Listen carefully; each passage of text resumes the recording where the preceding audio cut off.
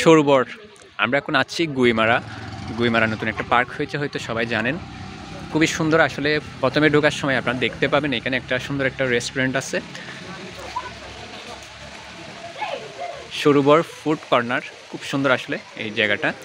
আর এখান থেকে আপনারা বসে যে কোনো খাবার খেতে পারবেন এবং সুন্দর একটি ভিউ, অসাধারণ আসলে দেখতে। যে গুইমারা, আই লাভ গুইমারা দেখতে পাচ্ছেন এখানে।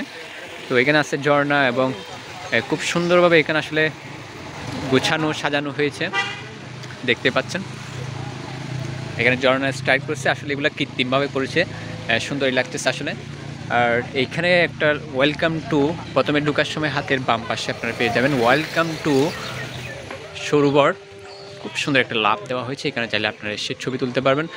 এবং একটু আমরা সামনের দিকে গেলে এখানে দেখতে পাবো এই যে দোলনা এবং বসার জন্য খুবই সুন্দর সুন্দর স্পট করেছে এখানে। তো আমরা সামনের দিকে যাব ইনশাল্লাহ, তারপর আপনাদেরকে দেখানোর চেষ্টা করব। আসলে আমাদের ফটিকছড়ির পাশে মানিকছড়ির পাশে খুবই সুন্দর একটি পার্ক, যে কেউ চাইলে এসে ঘুরে যেতে পারবেন। এটা একটা 20 টাকা, 40 টাকা, কোনটা কিরকম? 20 টাকা কিরকম, 40 টাকা? 20 টাকা হলো এন্ট্রি টিকিট। আর এগুলো রাইটের জন্য। আচ্ছা, রাইটের টিকিট। রাইট লাগবে না।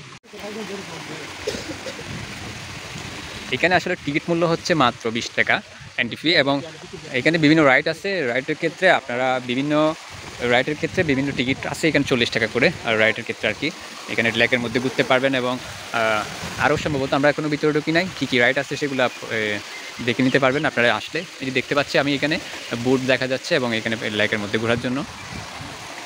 তো এখানে ছোটো করে লেখা আছে কী কী আছে এখানে।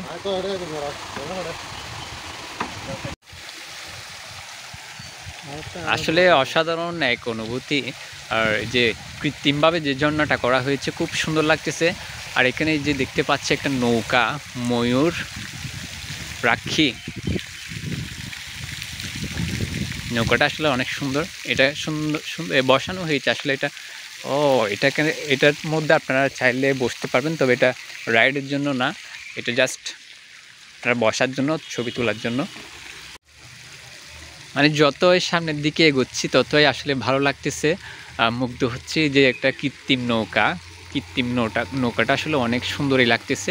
আর এটাতে উঠে আপনারা চাইলে যে লেকের চারিদিকটা একদম সুন্দরভাবে উপভোগ করতে পারবেন এবং এই যে কৃত্রিম ঝর্ণাটা।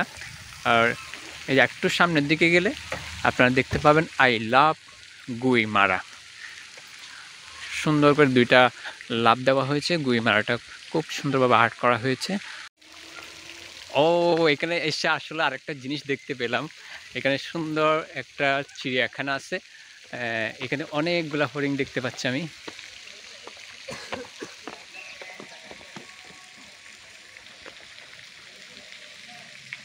এটা খুবই অসাধারণ একটা দৃশ্য।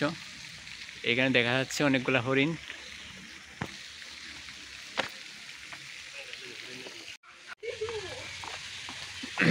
এখানে আসলে নামাজ পড়ার জন্য একটা ছোট্ট কুটির, এবং সম্ভবত পার্সোনাল নামাজ পড়তেছে। আর বলতে গেলেই যে গুইমারার যে পার্কটা আসলে সম্পূর্ণ আপনারা এক নজরে যতটুকু দেখতে পাচ্ছেন ততটুকুই। আর এখানে যারা রাইড করবেন, রাইডের জন্য এখানে লেক আছে, লেক দিয়ে সামনের দিকে যেতে পারবেন, আর সুন্দর জায়গা উপভোগ করতে পারবেন। আর মোটামুটি আসলে এই যে সুন্দর একটি ফ্যামিলি নিয়ে ঘোরার জন্য পারফেক্ট একটি জায়গা এখানে। আর যে রাইড করার জন্য দেখা যাচ্ছে এখানে কিছু বোট আছে, এগুলো নিয়ে আপনারা যে এখানে নদী যেটা আছে, নদীটা সুন্দরভাবে উপভোগ করতে পারবেন। আর এখানে ছবি তোলার জন্য আমি দুইটা উইং দেখতে পাচ্ছি, খুব সুন্দর। এতটুকুই আসলে, তবে মোটামুটি পারফেক্ট একটা জায়গা, অনেক সুন্দর।